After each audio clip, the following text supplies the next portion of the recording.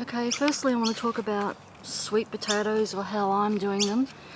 These two here that have a skewer through them have grown lots of roots and been giving me lots of slips. That's what these things are called on the top.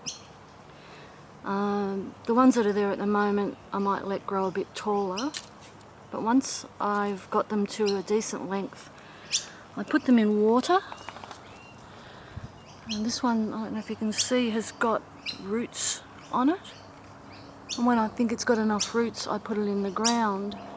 There seems to be two methods of planting them, and I'll talk to you about those in a minute when I show you my garden bed. This here is purple sweet potato I got from Goodman Seeds.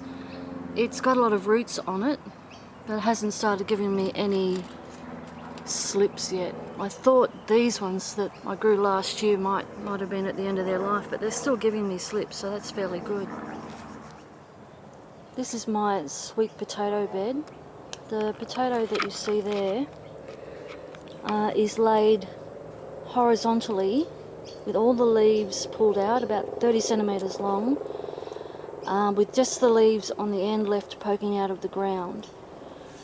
That seems to be one method people use, is actually laying them horizontally and covering them with soil and just leaving leaves on the tip and allowing them poke out of the ground. So I've done two like that, and the others I've done planting them as you would a normal plant, vertically. So that's a bit of an experiment to see what happens when I do the two methods of planting. And when I was in Vila recently, which is a more tropical climate than here, I went to a village, and the guy that ran the village, or the guy that took us to the village, said that they get 2 or 3 lengths of vine and stick them in the ground horizontally to get their sweet potatoes, and they actually hang their sweet potatoes outside their huts. That's how they store them, and then they look like they were wrapped in leaves or something, hanging outside the house, which is an interesting way of storing them. My fruit salad tree's going very well. It's probably double in size, and I've still left it surrounded so that the grafts don't get knocked off. I've heard varying reports about them on the internet about whether they're of any use, but I'll look after it and see how I go. This has got nectarines, plums, apricots and peaches on it. As you can see, all the potatoes are gone. We had that much rain here in Sydney, they were starting to rot. I think I've lost about 20 in total just from too much water from the rain.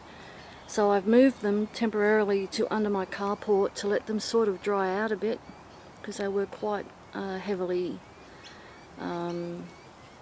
sodden with too much water. So here are the potatoes under my carport. I've got a couple of rows here and 4 more over there. We're expecting 40 degrees in 3 days, 40 degrees Celsius. I'm not sure whether I should leave them here or move them back out to the sun. I might wait until after that 40-degree day passes. They seem to be dropping some water out of the pots. I don't know if you can see, but some water has drained out of them, which is good. This is an area where I can't grow any grass because it's under the carport.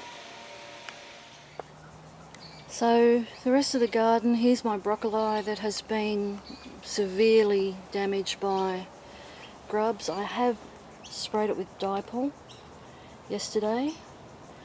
I'm not sure whether they're going to be worth continuing with, but they seem to have brought in a lot of cabbage moth, and that's impacted on other plants. So yeah, a basil and a large tomato.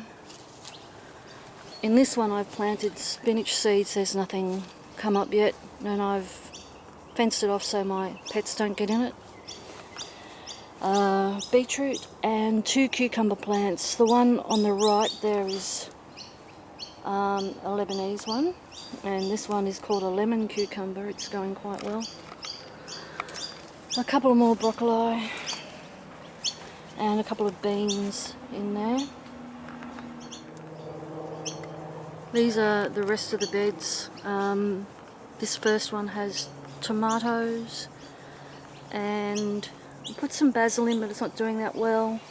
Still haven't got any flowers on my capsicum or chilies. Maybe the 40-degree day will help that along.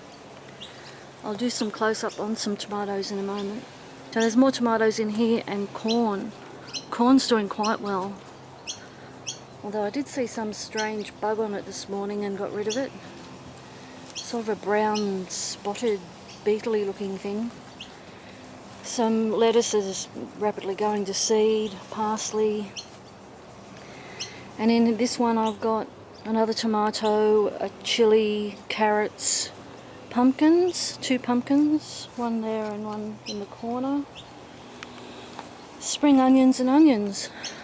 I'll get you a close-up now of some of the tomatoes. This is, what type is this one? Oh, Rouge de Marmande, if that's how you say it. So that's the update. Thanks for watching.